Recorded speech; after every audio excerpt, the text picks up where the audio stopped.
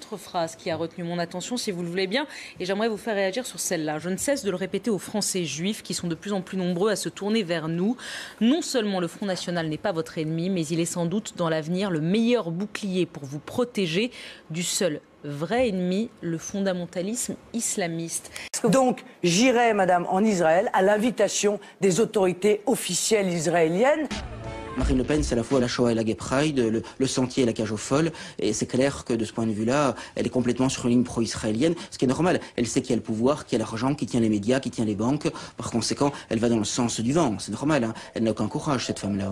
Nos compatriotes juifs n'ont rien à craindre du Front National, bien au contraire. Mais Marine Le Pen et sa clique, qui sont des sionistes, je peux vous le démontrer, je le sais pour des raisons intimes, et vous le verrez de plus en plus, parce que cette extrême droite bourgeoise, en réalité libérale, même si elle prétend autre chose, a compris que l'extrême droite avait à nouveau un avenir en France. Si elle acceptait de se soumettre au sionisme, ils passent leur temps à attaquer les musulmans. Et on voit très bien que le président du Vlaams-Belang à la fois attaque en permanence les musulmans et tous les 15 jours à Tel Aviv.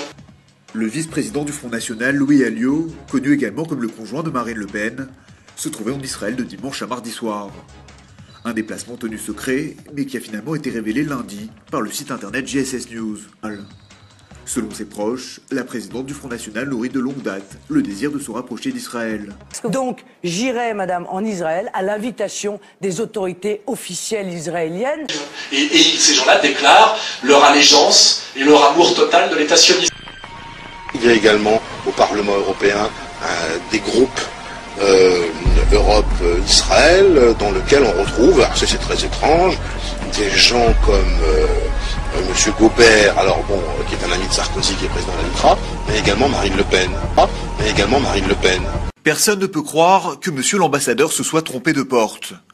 Pour Marine Le Pen, sa rencontre avec l'ambassadeur d'Israël à l'ONU était tout, sauf le fruit d'un malentendu. Il s'agissait de la première fois qu'un représentant de l'État hébreu rencontrait publiquement la présidente du Front National. Nos compatriotes juifs n'ont rien à craindre du Front National, bien au contraire, bien au contraire, bien au contraire. Marine Le Pen a montré qu'elle faisait partie de ces droites nationales qui sont financées par l'État d'Israël pour faire de l'anti-islamisme. C'est clair et c'est net.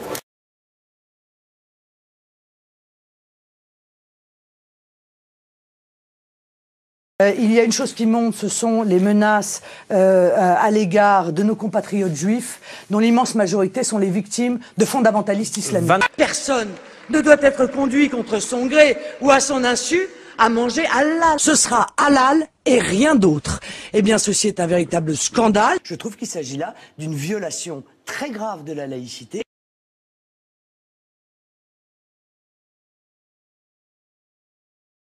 En ce sens, je suis convaincu que la communauté juive ne sera jamais taxée d'atteinte à la laïcité, que dans la discrétion mais le respect des principes religieux, nous pourrons continuer l'abattage rituel selon les règles que j'ai définies tout à l'heure, et à ce titre, je sais pouvoir compter sur le pouvoir politique pour mesurer notre confiance, savoir qu'ils nous font confiance et continuer main dans la main pour que nos lois religieuses soient respectées.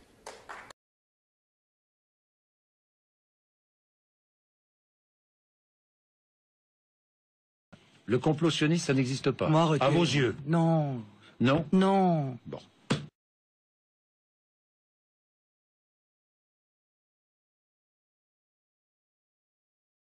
Est-ce que pour être républicain, il faut adhérer à une loge maçonnique? Je ne sais pas. Ça a l'air d'être la condition sine qua non.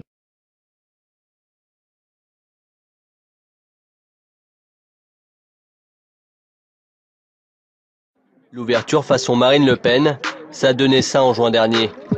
Gilbert Collard est l'invité VIP, mais un autre converti attire ce jour-là notre attention. Sur ses boutons de manchette, le symbole de la franc-maçonnerie. Le compas du grand architecte. Et ce que je veux vous dire aujourd'hui, c'est que chez vous, aujourd'hui, c'est chez moi.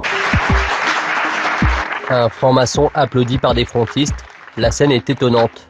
Surtout quand on se souvient des sorties virulentes de Jean-Marie Le Pen depuis 30 ans. La presse gauchiste et maçonne pressée contre nous. Il n'est peut-être pas mauvais que le grand maître du Grand Orient ait révélé publiquement le rôle que joue cette organisation secrète dans le complot d'esprit contre le Front National. Le CRIF et le Grand Orient de France du même côté, ça ne m'étonne pas. Je dirais même que ça me rassure. Une diatribe qu'on n'entend plus dans la bouche de Marine Le Pen. Des francs-maçons bienvenus au front. Sur les francs-maçons comme sur le reste, Jean-Marie suit désormais à la lettre la ligne imposée par Marine. Bonjour Monsieur Le Pen. Est-ce que c'est une ouverture qui peut aller jusqu'à accueillir des francs-maçons au Front National? Je crois qu'il y en a déjà, je pense. Depuis longtemps? J'en sais rien, mais je crois qu'il y en a. En tous les cas, il n'y avait pas d'objection à ce qu'il y en ait. Gilbert Collard attire une nouvelle fois les caméras. Le président du comité de soutien de Marine Le Pen est lui aussi franc-maçon. Sur les réseaux sociaux, Collard assume son appartenance à la franc-maçonnerie. Il dit être frère depuis l'âge de 18 ans. L'avocat médiatique se revendique de la Grande Loge nationale de France, une obédience classée à droite. Le Douguet, Collard, des francs-maçons assumés au service de la normalisation du nouveau front. Une double appartenance pas encore facile à assumer face caméra. Et des références nouvelles pour le Front National, de quoi séduire certains francs-maçons. C'est le cas de cet ancien grand maître qui préfère rester discret. Est-ce que le FN est plus fréquentable aujourd'hui? Parce qu'il a réellement changé. C'est indiscutable, bien sûr. Ça ne pose pas les mêmes problèmes. Aujourd'hui, recevoir Marine Le Pen dans une loge, est-ce que c'est envisageable? Ça ne me choque pas. Ça ne me choque pas. Il y a de plus en plus de loges qui ne seraient pas contre le fait de vous recevoir et de parler avec vous. Écoutez, je pense que sur un certain nombre de sujets, on peut effectivement parler de l'avenir de la France. Alors, y a-t-il une stratégie du Front National pour attirer les francs-maçons? S'il y a des gens qui sont au Front National et qui ont de surcroît qui participent de surcroît à des loges, tant mieux, tant mieux, tant mieux. Des frères bienvenus au Front National, ça énerve les tenants de l'extrême droite à l'ancienne. Exemple, Thomas Joly, désormais secrétaire général du Parti de la France, un mouvement qui regroupe des déçus du FN. Il y a un changement idéologique du Front National, c'est évident, et je pense qu'il y a une influence franc-maçonne dans ce changement idéologique au Front National. Il y avait dans son discours de nouvelle présidente du Front National de forts clins d'œil évidents à la franc-maçonnerie. Et en fait, il y a deux réseaux puissants aujourd'hui qui disent à Marine Le Pen, tu peux y aller à condition de taper sur les musulmans, car nous ne devons pas assumer la responsabilité historique de ce racisme qui ne dit pas son nom. C'est Israël, parce qu'il faut que le conflit de civilisation puisse sauver ce pays qui n'est plus sauvable par les droits de l'homme, l'anticolonialisme et l'antiracisme, voilà. Et aussi le réseau laïque français qui est très puissant, qui s'appelle le réseau maçonnique.